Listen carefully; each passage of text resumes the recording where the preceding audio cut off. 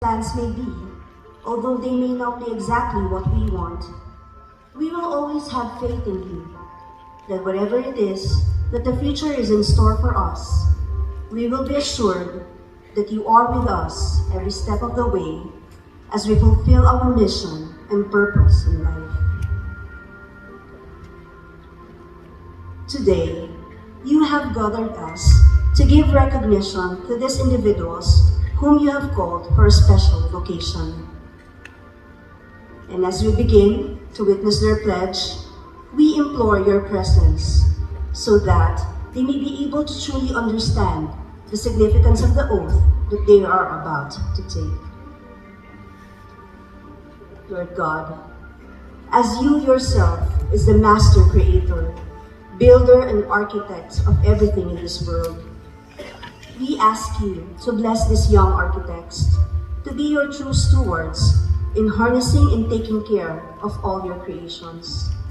Let them and their works be a reflection of your own masterful and creative design and plan to make life better, safer, and more meaningful for everyone.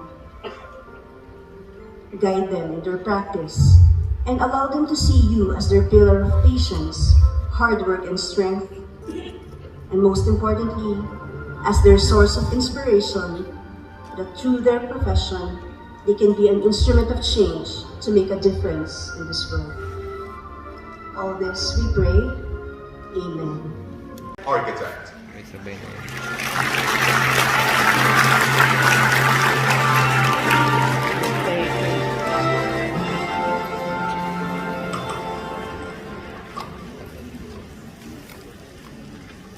Buti na lang, binawa niya kay arkitekta na kala ko sinadya na niya kalimutan yung taking ninyo.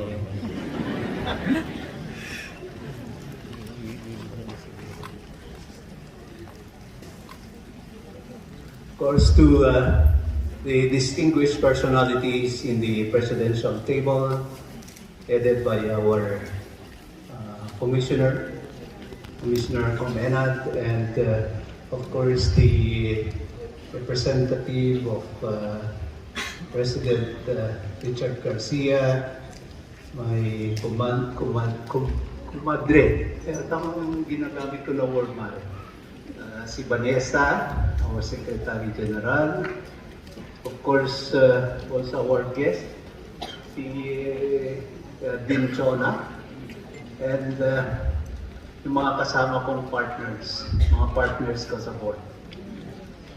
And I know that there's several deans with us, and so thank you for coming.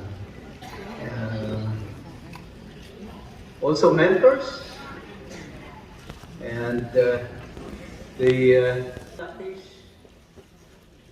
and of course the inductees.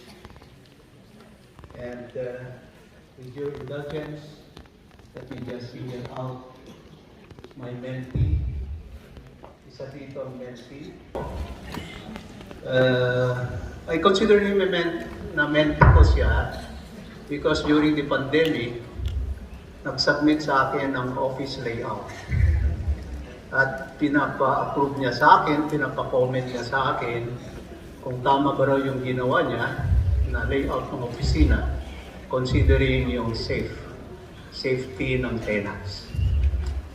Can you guess who is my mentee among you here? And that is no other than the youngest son of Architect Mirafuente, si Richard. In-approve ko naman yung sinabit niya. Binigyan ko pa siya ng mataas na grade. Good afternoon sa inyong lahat, at alam ko you are really eager and excited to be inducted, take your oath as professional. But before that, it is my task to first charge you and to remind you of your obligations and duties as an architect before you can even take your oath. So, before you all become full-fledged architects, you really have to make a pause and ponder, and also to contemplate the world that you have joined. You know, architecture is a noble, honorable, and several millennia old profession dating back to the ancient Greek, the Egyptians, or the Romans. It is as old as civilization.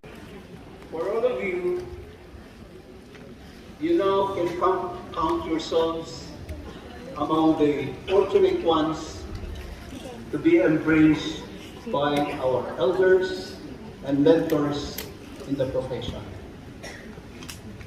This morning, Completo, in the reading of statistics he brought with him, he said that there are less than 10% of those who enrolled at first year who make it standing here like you, taking your oath as a professional.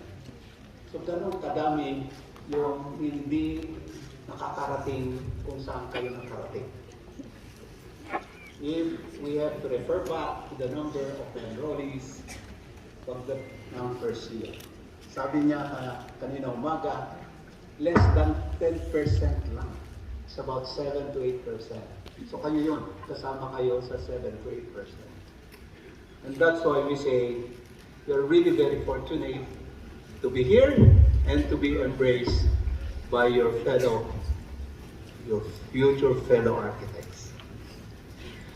So I ask you that whenever you can, show your deep appreciation to all of those that help you reach this point.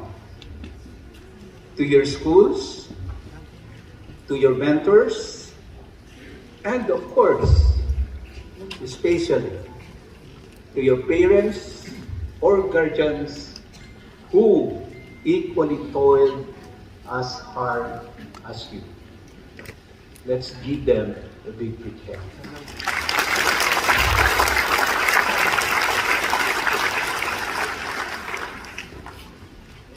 Value your professional status well, because it is only a privilege, not a right. The state, through the Board of Architecture, can take away that status if it is not put to good use. The Professional Regulation Commission, by way of the Professional Regulatory Board of Architecture, can revoke your certificate of registration or suspend the practice of your profession. Let me overemphasize this. The practice of your profession is not a right.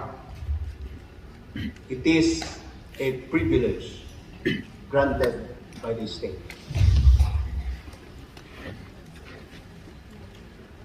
Before you formally take your oath, I now charge you with the following duties, tasks, and responsibilities.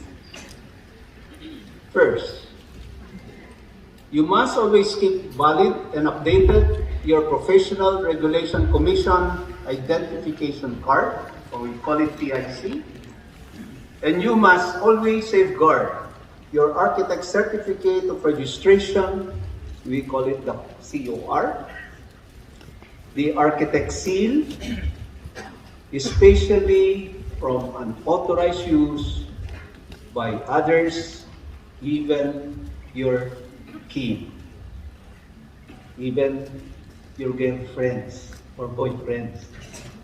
Sabi ni Com kanina, kailangan marunong kayo daw pumili ng maayos-ayos na magiging future partners. So I'm almost tempted to first ask at the beginning of my talk or speech, patayuin ko muna kung sinong may boyfriend and girlfriend. I'm sure probably all of you is. Now going back, before I'm sidetracked, to your second duties and obligation. You must strive to know by heart the laws and regulations that govern the practice of architecture in the country, not limited to Republic Act 9266, the Architecture Act of 2004, its implementing rules and regulations, the Code of Ethical Conduct, the Standards of Professional Practice, and resolutions periodically issued by both the Board of Architecture and the PRC. Because your knowledge of the laws governing the practice must necessarily also include Presidential Decree 1096 or the National Building Code of the Philippines and Batas Pambansa number 344 or the Law on Accessibility for the Disabled, among others. Number 3 is that you must hold public interest above your clients and above your own, and you must strive to be fair at all times in all your dealings. For you represent an honorable profession. This would necessarily include paying your taxes properly and trying to help our country in any way you can. Fourth, you must actively support the United Architects of the Philippines, being the integrated and accredited organization of architects, of which you shall become automatic members as prescribed by law and affirmed by competent courts, to include that of the Court of Appeals. You must willingly share your knowledge with other future aspirants to the profession. Of course, the likes of architect Stuart Lee, our mentor of Bingbing, to the other mentors like architect Batagon and architect Santa Ines, who has been mentoring top caliber aspirants to the architecture profession. You are encouraged to follow, subscribe, and tag like the PRC YouTube, the PRC Facebook, and the Instagram accounts. I will monitor that. We are going to do it.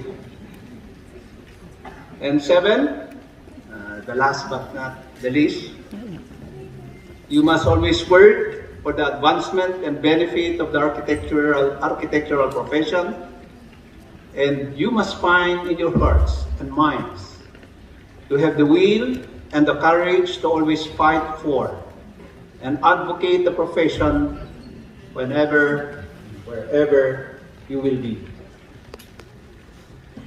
Whenever you can, put on to your documents or shout out even, that's better.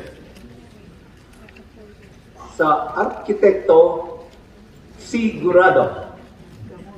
For your plans and design, get an architect. So from now on, starting today, you have to bear that in mind.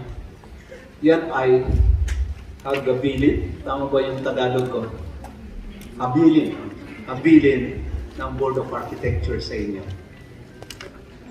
And the time to do it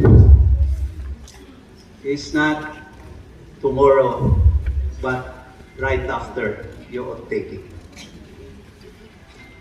Do you accept these duties and responsibilities as the new registered and licensed architects of the land? Yes. I think you're not that excited.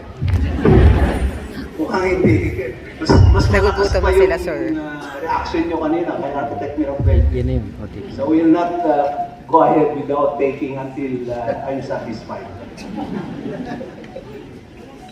do you accept these duties and responsibilities as the new registered and licensed architects of the land? Now you can take your oath. So I ask you to go to the back of your souvenir program. The oath of professional can be located. So let's raise your right hand. Let's all raise our right hand and follow after me. You will cite your name and immediately your address.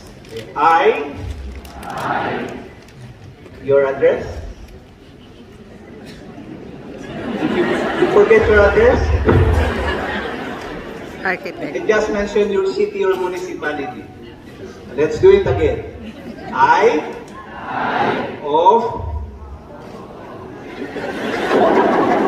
Mahina Let's na. do it again. I don't mind buti na tayong magpumagit. Ano naman kasi ang hina ng boses eh.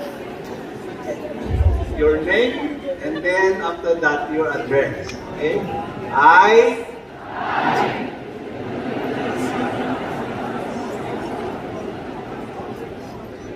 hereby solemnly swear that I will support and defend the Constitution of the Republic of the Philippines.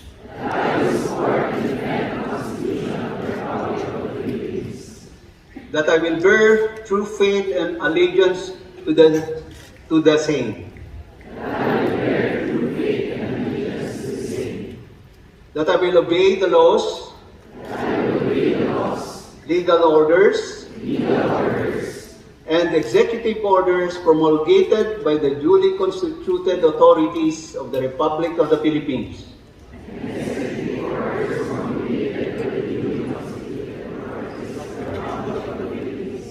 And that I impose this obligation upon myself voluntarily.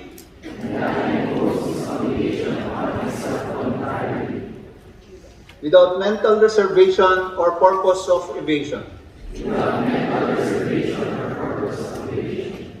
I further solemnly swear that at all times and places I adhere closely to the ethical and professional rules generally accepted by the architecture profession in the Philippines, and I, to the best of my ability, the duties and obligations incumbent upon a legally authorized architect practitioner. So help me God. Congratulations.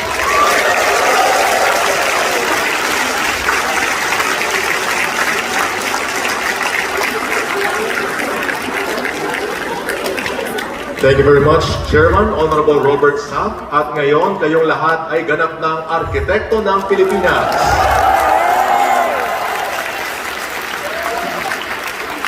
So fellow architects, please take your seats. Now at this point, we shall proceed.